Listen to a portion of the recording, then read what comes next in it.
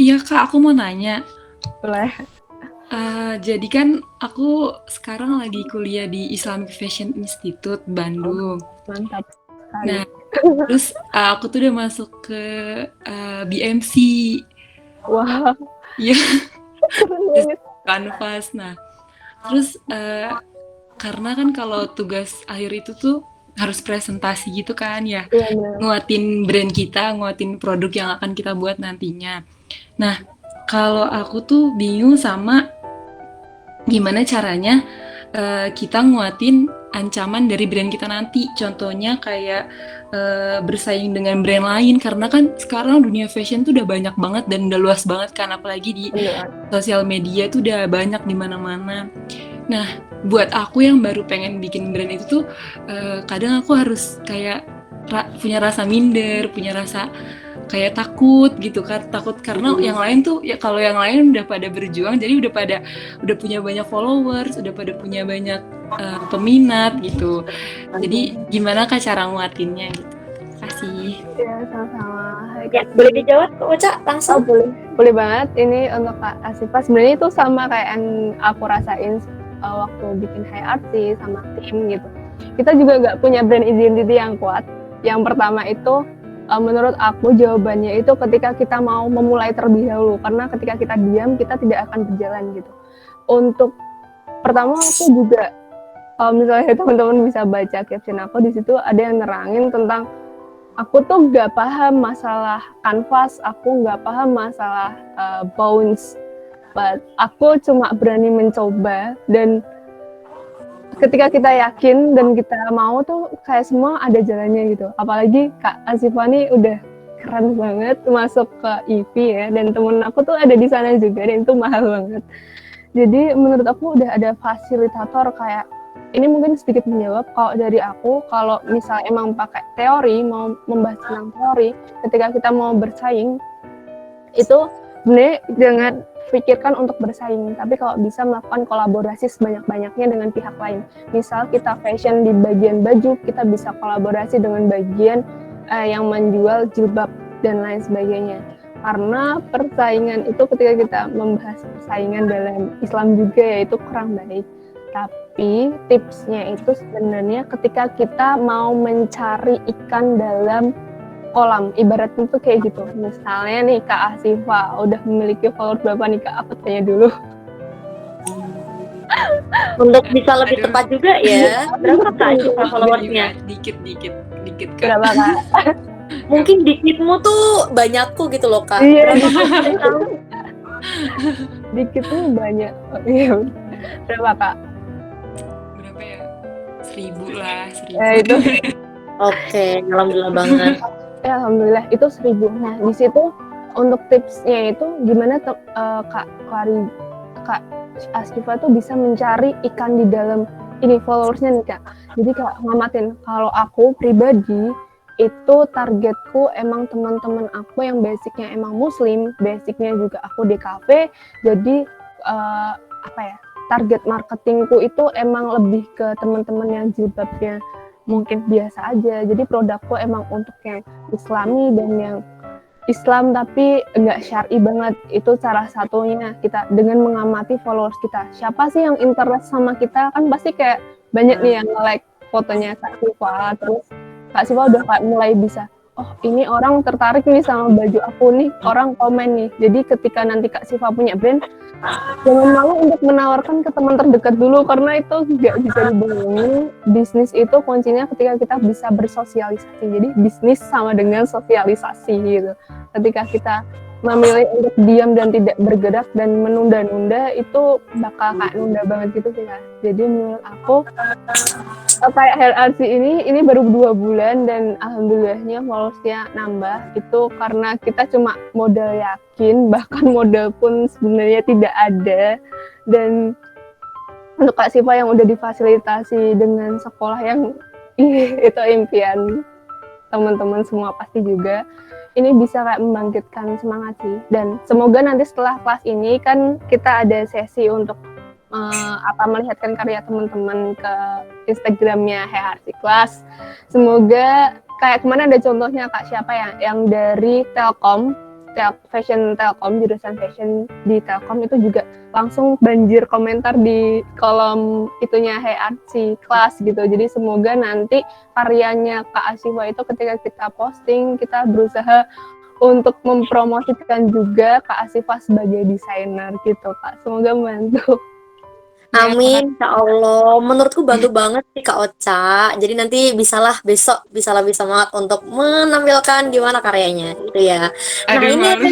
gak usah malu. Ini ya SKSD aja Kak. Nawarin gitu iseng ke temennya. Ya nggak sih Kak Ocha? Iya bener Jadi banget. dari SKSD itu jadi peluang bisnis loh Kak, by the way.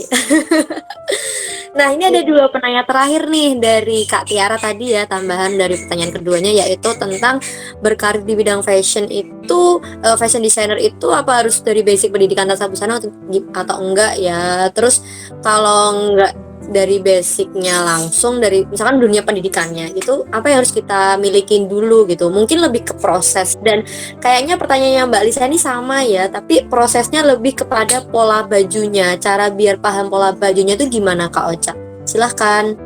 Oke, hai Kak Tiara lagi bertanya, jadi aku jawab lagi.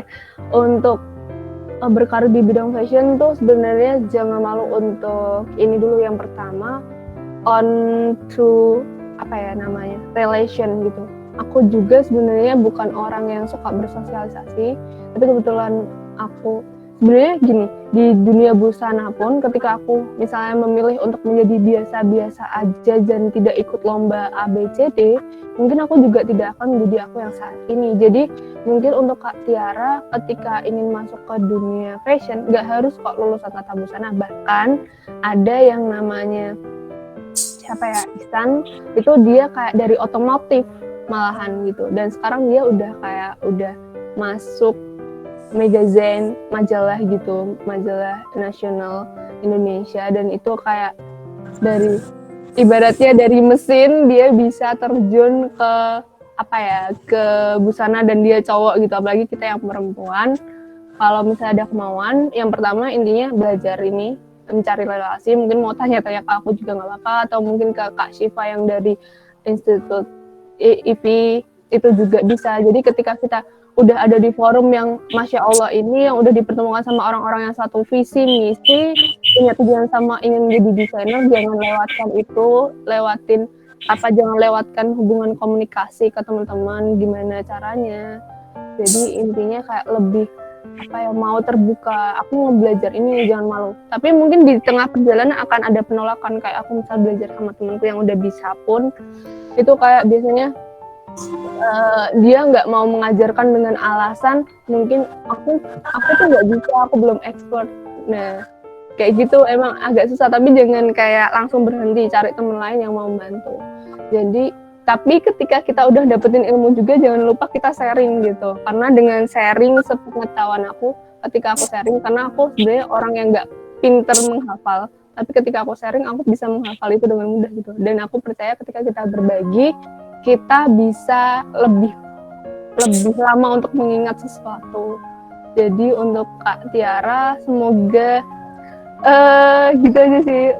Ini ada teman-teman yang satu visi misi, dimanfaatkan dengan baik, saling merangkul aja di grup, diramein. Misalnya ada event-event lomba dari Kak Asyifa tadi, ada lomba, bagiin aja ke teman-teman yang ada di sini semua, untuk bisa teman-teman mengikuti lomba-lomba yang ada di luar sana. Jadi grupnya bisa tetap aktif dan teman-teman bisa saling merangkul satu sama lain untuk mewujudkan mimpinya menjadi fashion designer Indonesia gitu.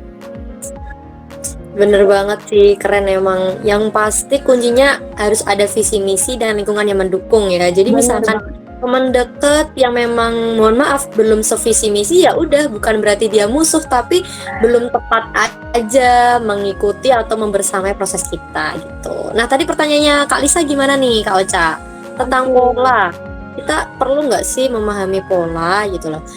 Nah misalkan nggak perlu atau perlunya itu step by stepnya gimana, mungkin pengalaman dari Kak Ocha gitu bisa sharing, silakan. Oke, hai Kak Lisa lah gitu, izin menjawab sebelumnya. Jadi aku pun tipe orang yang sebenarnya itu ambis gitu. Saat aku masuk ke SMK, aku pengen bisa belajar semuanya, kayak dari pola, desain, sampai menjahit. tapi di situ aku sadar waktu aku bekerja, kayak hidup itu tuh bukan untuk dirimu sendiri. Ketika kamu memiliki bakat cuma mendesain, berarti serahkan hal lain itu kepada orang lain. Misal kita nggak bisa pola, ya kita serahkan kepada yang ada yang namanya ahli pattern making gitu. Mungkin teman-teman kita yang bisa pattern atau pola bisa diserahkan ke teman gitu, kayak menjadi ladang apa ya, amal. Kayak misalnya aku suka desain doang, Kak Asifa suka desain doang, Kak Lisala suka desain doang, Kak Tiara suka desain doang. Ya udah, jangan paksain kita buat bisa pola dan bisa jahit walaupun kita ingin gitu. Karena ada keluhan juga dari teman-teman magang gitu, Kak, aku tuh nggak suka gambar, aku cuma sukanya jahit. Ya udah deh gitu, nggak usah maksain untuk gambar, kamu fokus di jahit. Karena apapun yang kita lalui dengan istiqomah itu kayak bisa menghasilkan reward yang besar gitu loh dari Allah gitu, karena kita udah berusaha gitu. Jadi tipsnya bukan kita, berarti jawabannya itu bukan iya bukan tidak, tapi tentang ketika kita harus tetap mempelajari gitu. Jadi setidaknya ketika kita memilih untuk memutuskan aku mau jadi desainer aja, tapi jangan berhenti untuk tidak belajar pola.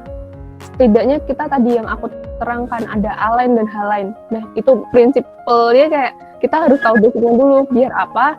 Biar ketika kita menerangkan ke ke pattern making, kita juga tahu. Aku juga tahu. Intinya kita tahu dan kita sama-sama tahu, jadi sama-sama enak. Jadi nggak ada miskomunikasi di situ.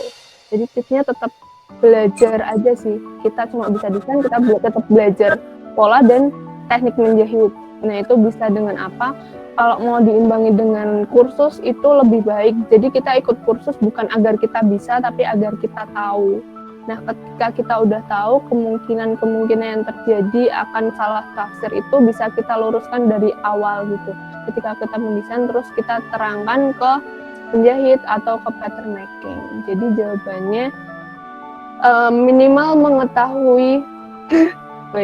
mengetahui bagian basic-basicnya gitu sih, dan memilih satu untuk dikoncernkan gitu Kak.